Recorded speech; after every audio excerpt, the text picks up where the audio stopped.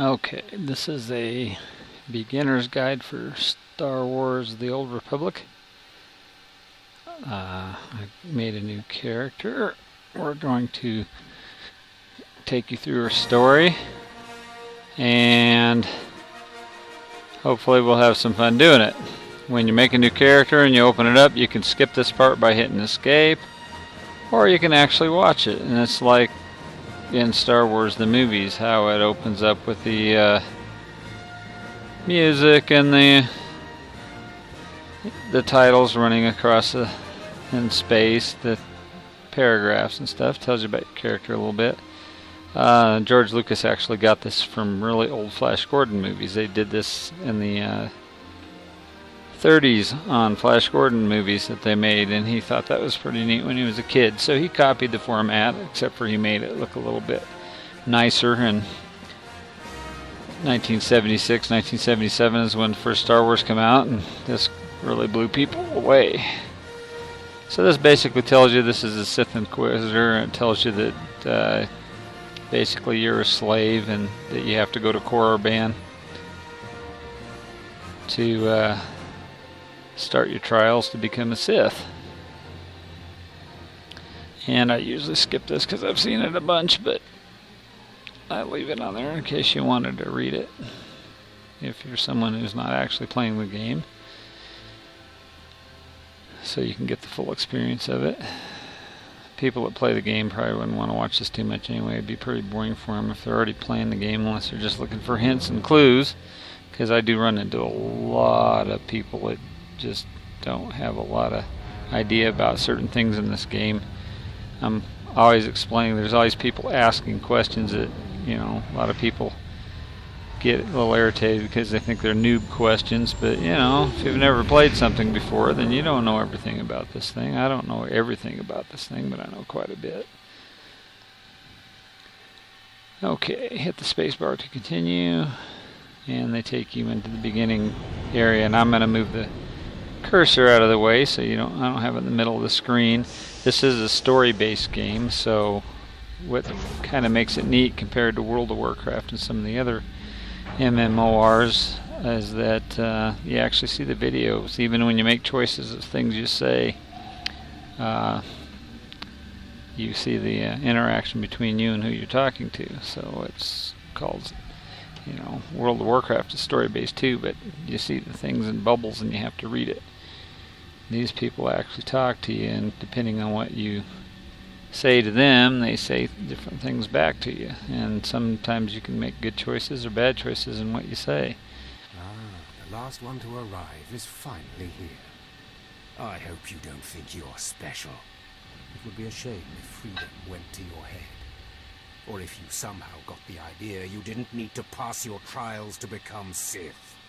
Lord Zash has tasked me with sorting through you refuse to find one worthy of being her apprentice, and I intend to do just that. Who is this Zash? That's Lord Zash to you, slave. She's a Dark Lord of the Sith, and more important than you will ever be.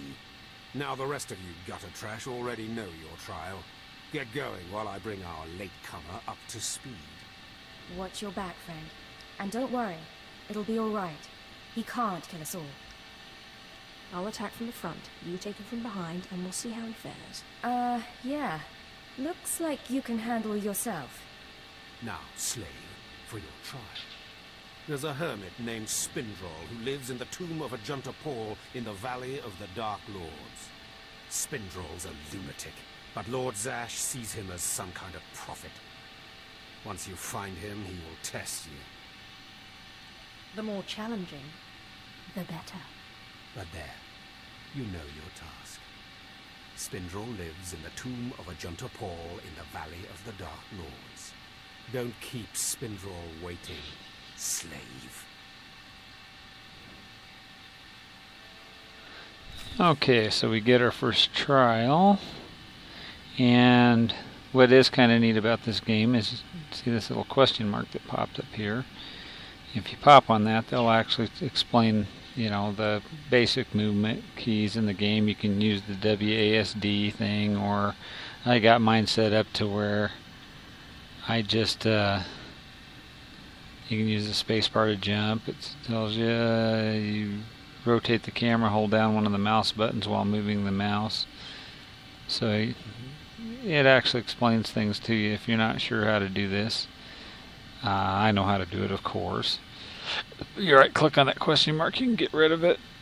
But they give you tutorials, so they actually show you things of how to play. Now, since I've played this quite a bit,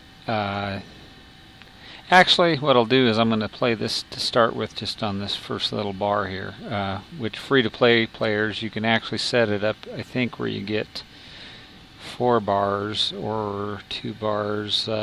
Preferred status, I know you get 4. I'm actually a subscriber. You get 6 of these little bars down here, which is really advantageous because you start getting more and more spells and abilities and stuff, and some of these are actually, you can lock it with this little lock thing. Like this is actually for striking with your lightsaber. This one's for striking with your lightsaber.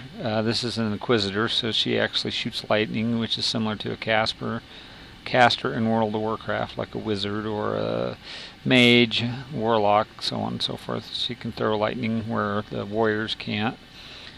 And if you click on here, this is your bags in World of Warcraft. You get these amount of spaces, and you get credits as you go along. You can expand it and stuff like that, which is kind of neat. They give you med packs to start with. We're going to drop the med pack down here, as you can actually use that in combat, which I don't think we'll need it, but every once in a while you need one. So, and I don't want this to be too boring, but this is more aimed for people that have never played Star Wars: The Old Republic. And there's other tutorials on here. I just hope you find mine interesting and informative. Okay, I just increased the area of the map where I'm looking at the mini map. And you see this green door. Anytime there's green doors, or like this, it won't let me run back out there. It'll either look like that or it'll be red, and sometimes you can run in them if somebody runs ahead of you if you're in their story area. Okay, so now if I turn around and see how that's red, can't go back in there.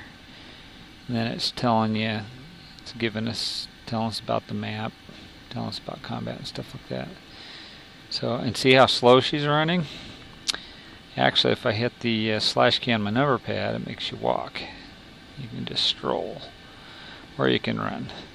And free-to-free players, this is the speed you run around the whole map, which is really slow. So if you're a subscriber, you can come to this little thing that says sprint and click on it.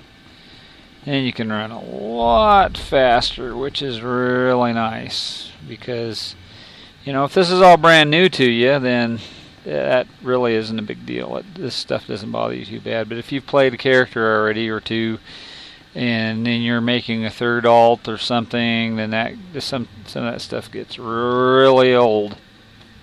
Oh, doggone it. I was trying to jump up on that ledge. Okay, what happened there was I just walked far enough into this area that I got experience points for discovering this. And if I click on the map now, you'll see all of these hexagons. It just actually opened up this area. And this little green thing is showing you where you get to go for your trial for your first quest. And if I shut off the map, and actually it's up in the right hand corner, and I don't know if you're actually seeing my counter or not. Give this guy a buff. Actually, I didn't even buff myself. This is actual buff marker power. They give this to the Inquisitor.